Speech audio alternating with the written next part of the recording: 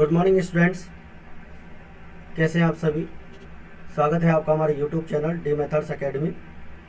देखिए बच्चों, हमने राजस्थान माध्यमिक शिक्षा बोर्ड अकाउंटेंसी में बोर्ड एग्ज़ाम पेपर सॉल्व करना शुरू किया है और अभी तक हम इस संदर्भ में 2 वीडियो अपलोड कर चुके हैं, जिसमें सन 2020 यानी 2020 और 2019 2 सालों के हम पेपर इसके अंदर अपलोड कर चुके हैं।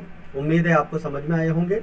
देखिए बच्चों, आज हम स्टार्ट कर रहे हैं जो बोर्ड एग्ज़ाम 2018 है उसके अंदर चैप्टर नंबर 1 से रिलेटेड जो क्वेश्चंस पूछे गए थे उनके बारे में हम बात कर रहे हैं। तो देखते हैं आज का हमारा पहला क्वेश्चन है बच्चों, एक फर्म के साझेदारों की अधिकतम सदस्यों की सीमा क्या है। What is maximum limit on number of partners in A firm. 1 number का प्रश्न है, 2018 के एग्जाम में चैप्टर नंबर 1 से पूछा गया था। एक फर्म के साझेदारों की अधिकतम सदस्यों की संख्या क्या है। तो देखिए बच्चों, इसका आंसर हो जाएगा, वैसा तो आपको पता ही है, इसका आंसर हो जाएगा एक फर्म के साझेदारों की अधिकतम सदस्यों की जो सीमा है वो बच्चों 50 तक सीमित है, यानी maximum limit on number of partners in a firm is 50, यानी कि एक फर्म में साझेदारों की 50 संख्या हो सकती है मैक्सिमम। अब इसका एक्सप्लेनेशन एक बार पढ़ लें अपन कि भारतीय कंपनी अधिनियम 2013 की धारा 464 सरकार को एक फर्म के साझेदारों की अधिकतम सदस्यों की सीमा 100 तक निर्धारित करने का अधिकार देती है। सरकार ने कंपनी विविध नियम 2014 के नियम 10 के अनुसार साझेदारों की अधिकतम संख्या कितने निर्धारित की है, 50 निर्धारित की है। वैसे तो कंपनी में मतलब सरकार जो है मैक्सिमम 100 तक निर्धारित कर सकती है, लेकिन यहाँ पर जो नियम है कंपनी नियम 2014 के उप नियम 10 के अनुसार जो साझेदारों की मैक्सिमम संख्या है वो 50 तक निर्धारित की गई है। ठीक है, तो ये हो गया हमारे पहले प्रश्न का जवाब। अब पढ़ते हैं दूसरा प्रश्न इसी चैप्टर से जो पूछा गया था वो 4 नंबर का प्रश्न पूछा गया था। रश्मि और पिंटू क्रमशः 50,000 और 30,000 रुपए की पूंजी के साथ साझेदार हैं। निम्न पर विचार करने से पूर्व फर्म का लाभ 49,200 रुपए है, 49,200 31 मार्च 2017 को समाप्त होने वाले वर्ष के लिए ये लाभ हमारे को दे रखा था।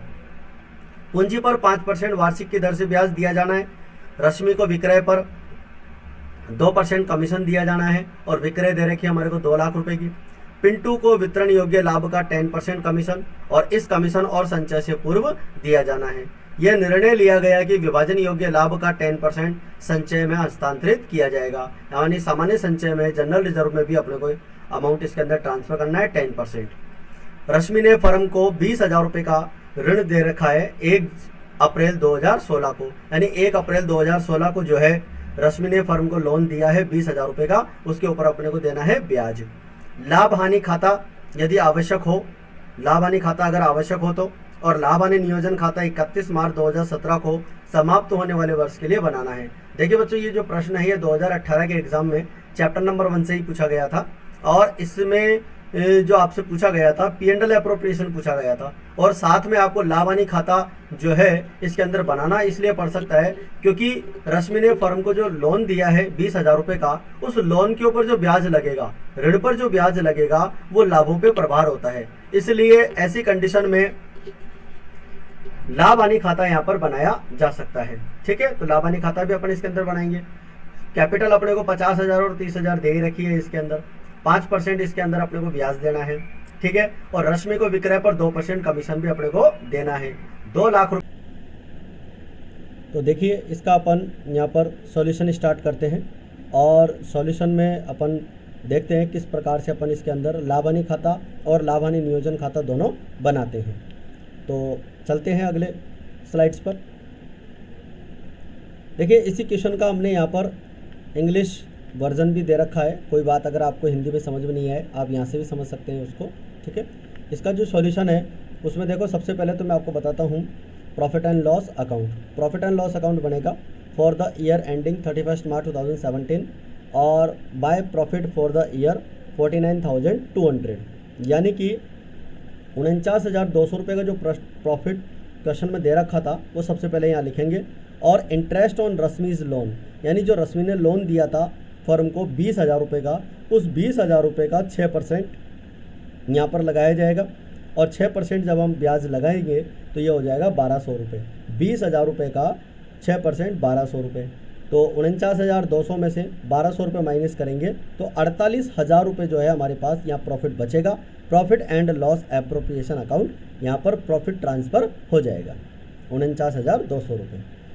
और इसके बाद में जो प्रॉफिट 48,000 बचेगा वो प्रॉफिट एंड लॉस एप्रोप्रिएशन में होगा और उसको अपन इस प्रकार से बनाएंगे। तो देखो जो प्रॉफिट एंड लॉस एप्रोप्रिएशन बनेगा उसमें सबसे पहले तो अपन क्रेडिट में लिखेंगे by profit and loss account. 48,000 का जो प्रॉफिट वहाँ से ट्रांसफ़र हुआ है ये हो जाएगा profit and loss appropriation account. Interest on capital हो जाएगा। देखिए 5% अपने को ब्याज लगाना था। रश्मि की जो कैपिटल थी वो 50,000 थी और 50,000 का 5% होता है 2,500 रुपये, वो यहाँ लिख देंगे। पिंटू का भी यहाँ पर ब्याज लगना है उसकी कैपिटल पे। उसकी कैपिटल 30,000 थी और उसका 5% हो जाएगा 1,500 रुपये। टोटल ब्याज हो गया 4,000 रुपये। कमीशन रश्मि को देना है। रश्मि को जो कमीशन देना है वो 2 लाख की पूंजी पर 2 लाख की विक्रय पर देना है। तो 2 लाख की विक्रय थी और विक्रय के ऊपर 2% कमीशन अगर निकालते हैं तो वो 4,000 रुपये हो जाता है। इसके बाद में कमीशन देना है पिंटू को वितरण योग्य लाभों का। अब वितरण योग्य लाभ कैसे आएगा सुनना बच्चों। देखो एक तो क्रेडिट का टोटल है 48,000, इसमें से हम घटाएंगे ये 4 और 4 8,000 रुपये। ये जब घटाएंगे 48 में से 8,000 घटाएंगे तो कितने बचेंगे 40,000 और 40,000 का क्या निकालेंगे 10%। तो ये 10% कमीशन हो जाएगा 4,000 रुपये। इसके बाद में बोला वितरण योग्य लाभों का जनरल रिजर्व में 10% ट्रांसफ़र करना है। तो देखो अभी अपन ने 48,000 में से 8,000 घटाया तो 40 बचा था।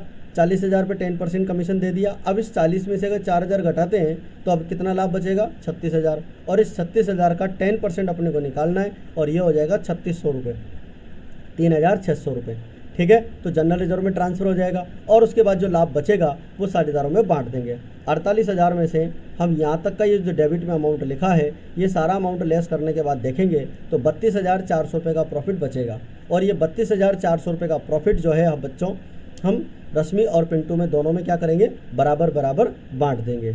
इस प्रकार से ये हमारा सवाल कंप्लीट हो जाएगा जिसके अंदर अपन से profit and loss appropriation account पूछा था। तो आपको ये दोनों ही अकाउंट बनाने पड़ेंगे, प्रॉफिट एंड लॉस अकाउंट और profit and loss appropriation account, जिससे आपको ये दोनों समझ में आ जाएंगे। ठीक है, तो आई थिंक आपको बात समझ में आई होगी। ये हमारा तीसरा वीडियो है अकाउंटेंसी का। बहुत जल्दी हम आगे के वीडियोज़ भी इसके अंदर अपलोड करने वाले हैं। आप बने रहिए चैनल पर कंटिन्यू। अगर आपने अभी तक सब्सक्राइब नहीं किया है तो आप चैनल सब्सक्राइब कर लीजिए।